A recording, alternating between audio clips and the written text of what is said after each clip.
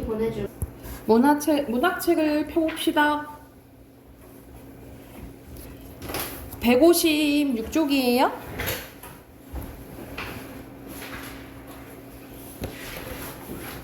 문학책 156쪽 펴보세요.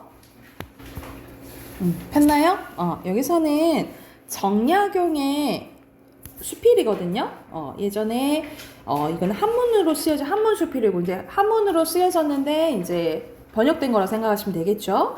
그리고 고전 수필 중에 여기서는 기라는 작품입니다. 기라는 갈래예요. 그래서 제목이 수제기 이렇게 끝나지, 그치? 그래서 뭐에 대해서 이제 기록했는지 봐볼게요. 수호제는 말 그대로 나를 지키는 집입니다. 그래서 큰형님이 자신의 서재에 붙인 이름인데 여기서 나는 정약용을 의미하겠죠.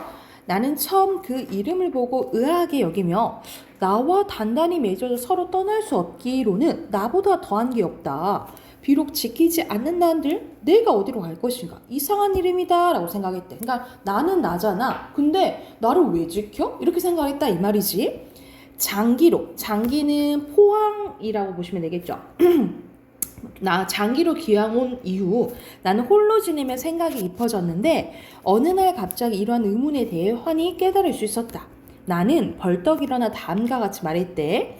천하 만물 중에 지켜야 할 것은 나뿐이구나 라고 깨닫게 된 거예요. 왜냐면 내 밭을 지고 도망갈 사람이 있겠는가? 그러니 밭은 지킬 필요가 없는 거야. 내 집을 지고 달아날 사람이 있겠는가? 그러니 집은 지킬 필요가 없는 거예요. 내 옷과 양식을 도둑질하여 나를 궁색하게 날 거지로 만들 수 있겠는가? 천하의 실이 모두 내 옷이 될 수 있고 천하의 곡식이 모두 내 양식이 될 수 있다. 도둑이 비록 훔쳐간다 한들 하나 둘에 불과한 터 천하의 모든 옷과 곡식을 다 없앨 수는 없다 이 말이야. 따라서 천하 만물 중에 꼭 지켜야 하는 것은 없다 이 말이야. 근데 유독 나라는 것은 성품이 달아나기를 잘하며 출입이 무상하대. 그러니까 여러분 우리를 돌아보면 우리가 맨날 생각이 똑같지 않잖아, 그치? 우리가 생각이 막 변화하잖아요, 그쵸? 그래서 나라는 사람 막 바뀌기를 잘한다 이 말이야. 아주 친밀하게 붙어있어 서로 배반하지 못할 것 같지만 잠시라도 살피지 않으면 어느 곳이든 가지 않는 곳이 없대. 이익으로 유혹하면 떠나가 우리가 유혹에 넘어가기도 하고요. 위험과 재앙으로 겁을 주면 떠나가며 질탕한 음악 소리를만 들어도 떠나가고 미인의 예쁜 얼굴과 요염한 자태만 보아도 떠나간다. 그러니까 이런 유혹에 빠지기도 하고 눈이 멀기도 하고 이런다는 거지, 그치? 그래서 여러분도 막 그럴 때 있잖아요. 내가 그때 왜 그렇게 행동했지? 아니면 왜 그렇게 말을 했지? 이럴 때 있잖아. 이런 식으로 나는 시대대로 바뀐다 이 말이야. 그런데 한 번 이렇게 떠나가면 한 번 이렇게 바뀌어버리면 돌아올 줄 몰라서 붙잡아 만류할 수는 없대. 그래서 예를 들어서 어디 정신에게 팔려버리면 주위에 누가 아무리 뭐라 한들 우리 듣나? 안 듣잖아, 그치? 이럴 수 있다 이 말이에요. 그러므로 천하 만물 중에 잃어버리기 쉬운 곳으로는 나보다 더한 게 없다 이 말이야. 그러니 꽁꽁 묶고 자물쇠로 잠가 나를 굳건히 지켜야 되지 않겠는가. 그러니까 내가 어디에 유혹에 빠지거나 그러지 않도록 나를 잘 돌봐야 된다라고 얘기를 하는 거예요. 나는 나를 허투루 간수했다가 나를 잃은 사람이다. 어렸을 때 과거 시험을 좋게 여겨 그 공부에 빠져있던 것이 10년이다. 마침내 조정에 벼슬아치가 되어 사모관대에 비단 독보를 입고 백주도로를 미친 듯이 바쁘게 돌아다니며 12년을 보냈대. 그러니까 12년 동안 이제 벼슬 생활을 한 거죠. 그러다 갑자기 상황이 바뀌어 친척을 버리고 고향을 떠나 한강을 건너고 문경세제를 넘어 아득한 바닷가의 대나무 숲에 있는 곳에 이르러서 멈추게 되었다. 그러니까 결국 귀양 오게 된 거야 지금. 이때 나도 땀을 흘리고 그리고 숨을 몰아쉬며 허둥지는 내 발꿈치를 쫓아 이곳에 오게 되었는데 나는 나에게 말했대. 너는 무엇 때문에 여기 오게 됐는가? 여우나 도깨비에게 홀려서 왔는가? 바다의 신이 불러서 왔는가? 너의 가족과 이웃은 손에 있는데 너는 어째 고향으로 돌아가지 못하니? 하고 나한테 물었다 이 말이야.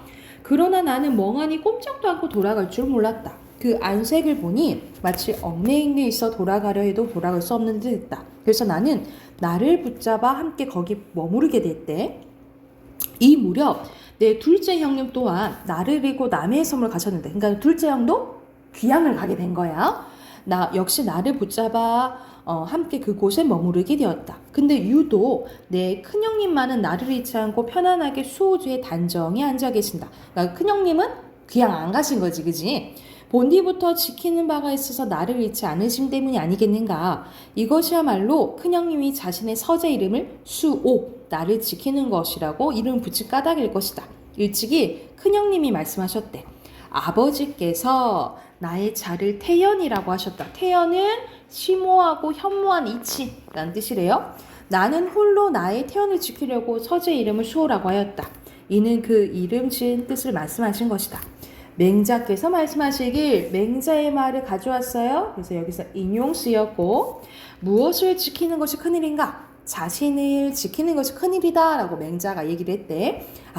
그 말을 하셨는데 참되다, 맞다, 그 말씀, 이렇게 생각한 거야.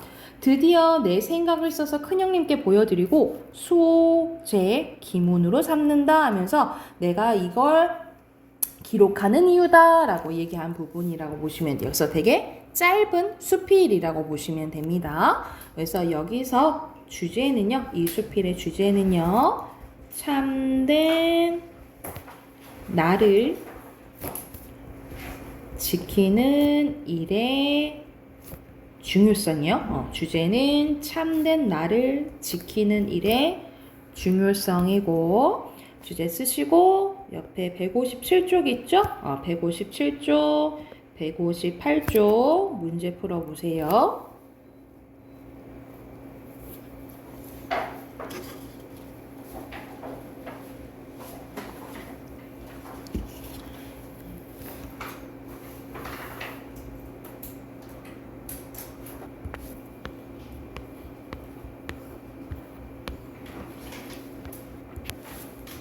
자, 같이 가봅시다.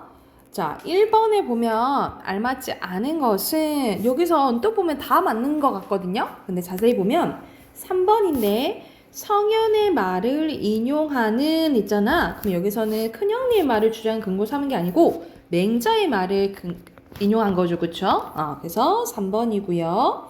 2번에 적절한 것은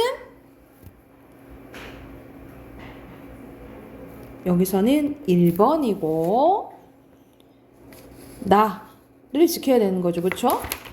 뒤로 넘겨서 핑거 바로 넣으면 첫 번째 의문 제기한 거고, 나, 반성, 그리고 왼쪽에 무상, 마지막에 나예요.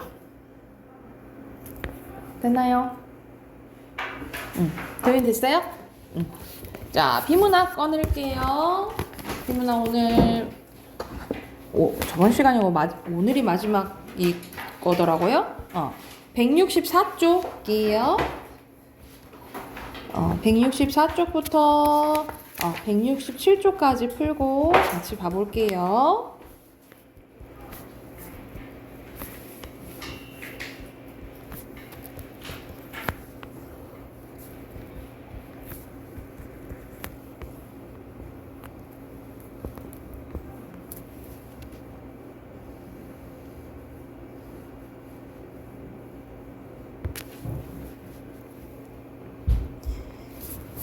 자, 같이 한번 내용 한번 봐봅시다. 여기서는 사진이 등장했 이후로 우리가 그린 거에서 어떻게 이제 변화가 일어났는지에 대해서 나오는데, 사진이 등장하면서 회화는 대상을 사실적으로 재현하는 역할을 사진에게 넘겨주게 되었고, 그에 따라 화가들은 회화의 의미에 대해서 고민하게 되었대요. 그래서 19세기 말 등장한 인상주의와 후기 인상주의는 전통적인 회화에서 중시되었던 사회주의적 회화 기법을 거부하고 새로운 경향을 추구하게 되었는데요. 자, 인상주의 화가들은 색이 빛에 의해서 시시각각 변하기 때문에 대상의 고유한 색은 존재하지 않는다라고 생각을 했대. 그래서 인상주의 화가 대표적으로 모네는요, 대상을 사실적으로 재현하는 회화적 전통에서 벗어나기 위해서 빛에 따라 달라지는 사물의 색채와 그에 따른 순간적인 인상을 막 표현하고 싶어 했던 거야. 그래서 세부적인 내용보다는 전체적인 분위기나 느낌, 빛의 효과에 주목을 했대요. 그 결과 빛에서 대상의 순간적인 인상을 포착해서 대상을 빠른 속도로 그려냅니다. 그에 따라 그림에 거친 붓자국, 물감의 덩어리로 찍어 바른 듯한 흔적이 남아있는 경우가 많았는데 이로 인해서 대상의 윤곽이 뚜렷하지 않아 색채 효과가 형태를 압도하는 느낌을 준대요.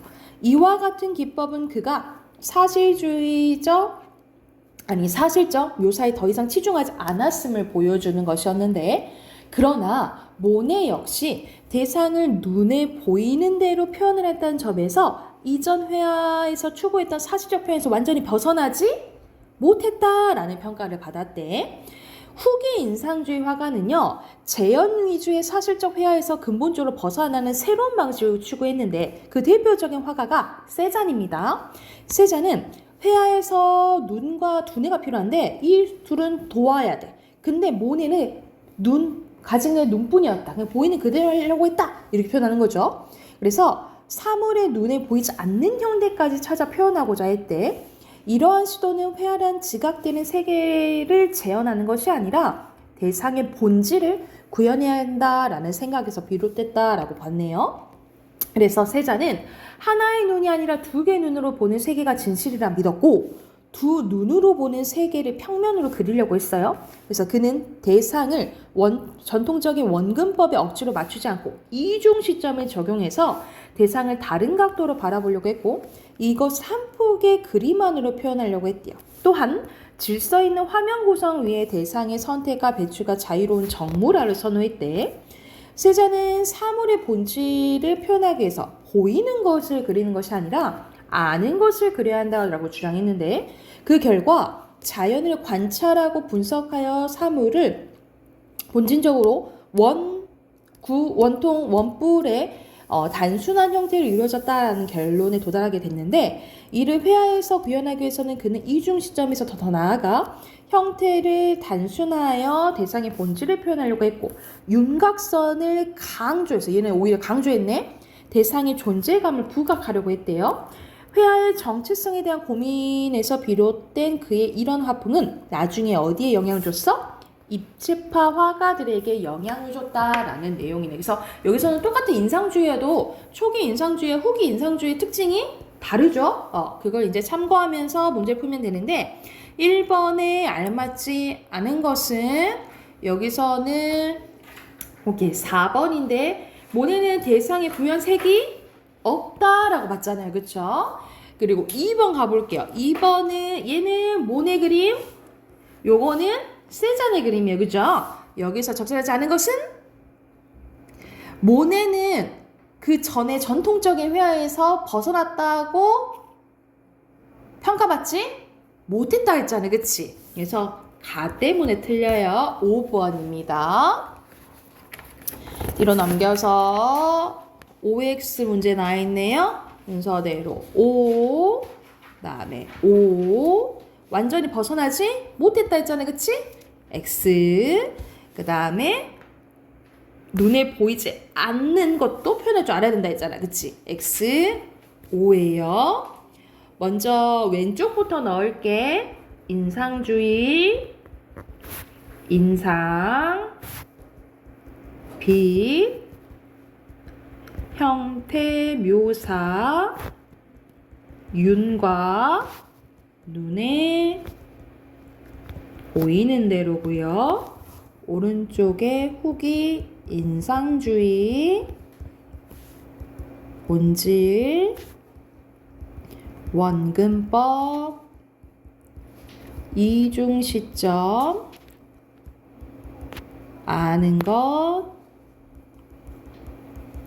윤곽선이고요.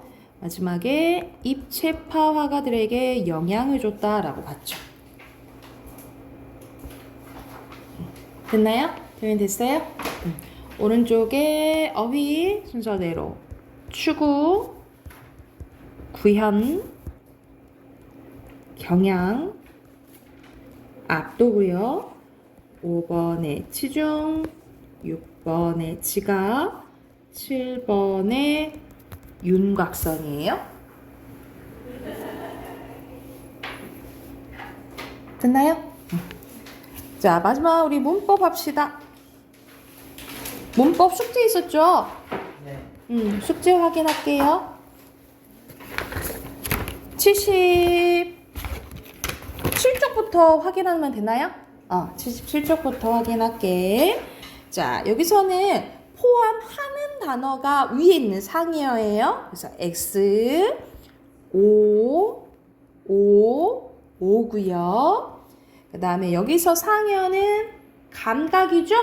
그 다음에 2번은 예술이 되겠죠. 쓰면 되고, 여기서 중심적 의미는 보통 머리, 기억, 그 다음에 여기서 니은, 디귿 이렇게 쓰시면 되고, X표 표시, 1번에 상이어, 2번에 다이, 3번에 중심적, 4번에 동음, 이으고요.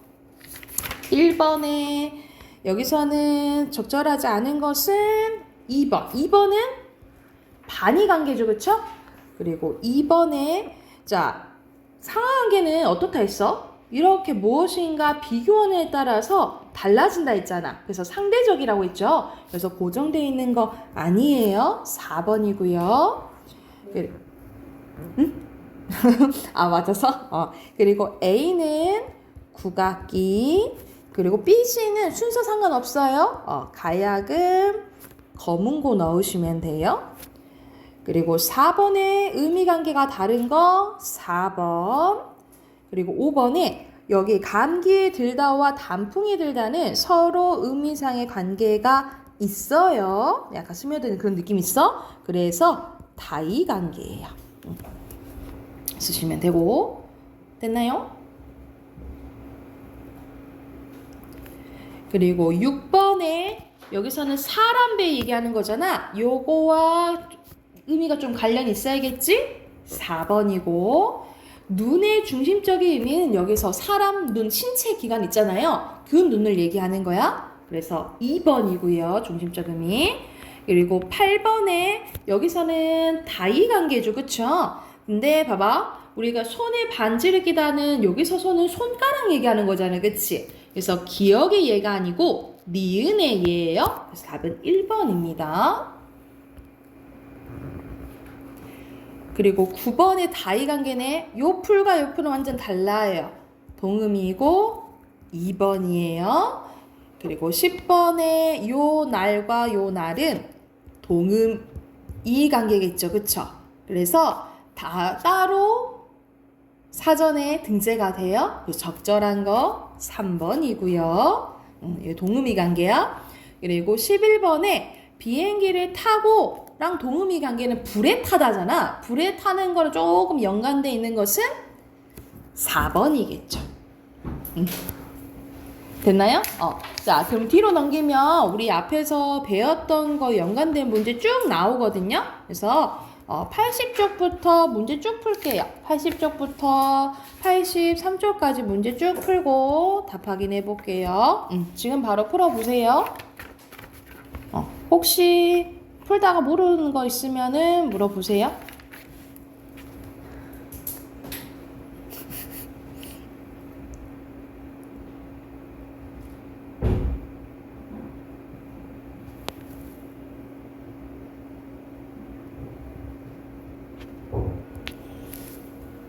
우리 같이 한번 봐볼까요? 80쪽부터 같이 한번 봐볼게.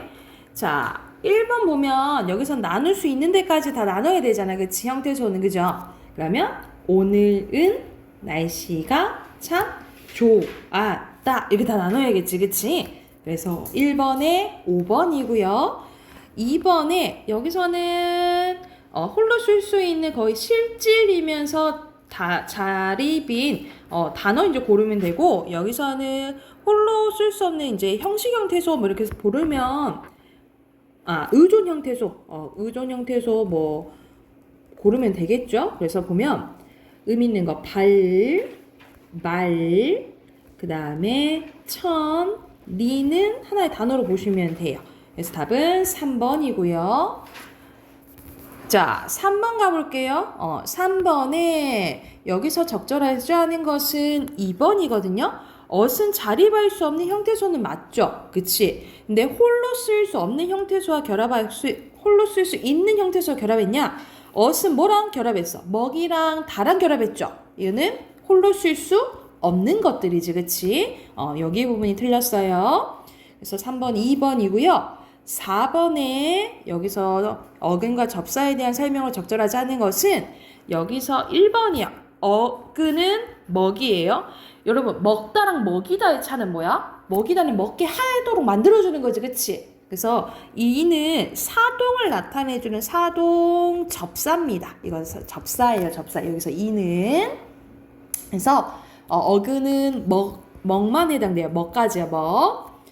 5번 가볼게요. 여기서 품사를 바꿔주는 거 신비, 높다, 그 다음에 죽다를 죽음으로 바꿔줬죠? 그래서 답은 3번이고요. 그리고 6번에 적절한 것은 여기서는 2번입니다. 여기서는 달리기는 달리랑 기랑 합쳐졌죠? 단위로 아니고 덮밥은 덮 플러스 밥 합성어예요. 그리고 이슬 플러스 비 여기도 합성어야. 그리고 나무꾼의 꾼이 접사고. 그래서 나무꾼 때문에 틀렸죠? 그래서 2번이고요.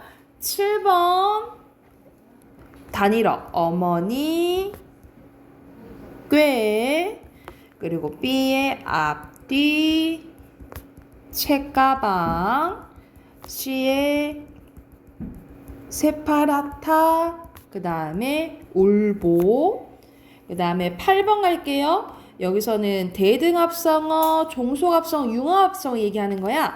적절하지 않은 것은 2번이죠. 팔다리는 대등합성어잖아요. 그죠? 자, 9번 갈게요. 자, 9번에서 적절하지 않은 거. 자, 고유어와 한자의 차이는 한자어는 좀 더 구체적이잖아. 그치? 그래서 요거끼리는 바꿔줄 수 없어요. 얘네들은 다 구체적으로 더 분화된 의미를 지녀서 그래서 답은 3번이에요. 바꿔줄 수 없어요. 그리고 10번에 적절한 거 여기서는 전문어에 대한 설명이죠. 5번이고 11번에 5번이죠. 그리고 12번에 단어 넣으면 이상한 게 있죠. 그쵸? 아닌데 여기서 적절하지 않은 것은 2번이죠. 여기서는 처지다가 반대는 처지다죠. 그쵸? 그리고 13번에 알맞지 않은 것은 우리가 기본인지 아니면은 중심적인지 주변적인지 보는 거잖아. 그치? 여기서 알맞지 않은 것은 5번이에요. 여기서 5번은 요게 중심적 의미지. 그치? 책상 다리는 주변적 의미예요. 다리 하면 우리 신체 다리 생각하면 되는 거야. 그리고 14번 가볼게요. 14번에 알맞지 않은 것은 1번이겠죠. 이거는 유의어입니다. 유의어, 상의어가 아니고 유의어고. 여러분 15번 보면은 공간과 관련된 거, 추상적인 거를 보는 거야. 그러니까 여기는 공간과 관련된 거, 이건 추상적이고 눈에 보이지 않는 거 생각하는 거거든요. 그러면 선생님 세로로 봐볼게. 여기서는 물이 낮은 곳, 요거는 공간적인 거 맞고 가능성은 추상적인 거죠. 그치? 공간이고 좁은 소견이니까 추상적, 힘이니까 이것도 추상적인 거야. 이해됐어요? 여기서는 관심도 추상적, 공간적, 추상적, 공간적이에요. 그쵸? 그래서 답은 1번인 거야. 이해됐나요? 여기까지 하고 내일 이어서 진도 나갈게요. 그래서 내일은 비문학은 끝났으니까 여러분 마지막 문학이랑 문법만 챙겨 오시면 돼요. 아셨죠? 단어 25강 외워오세요.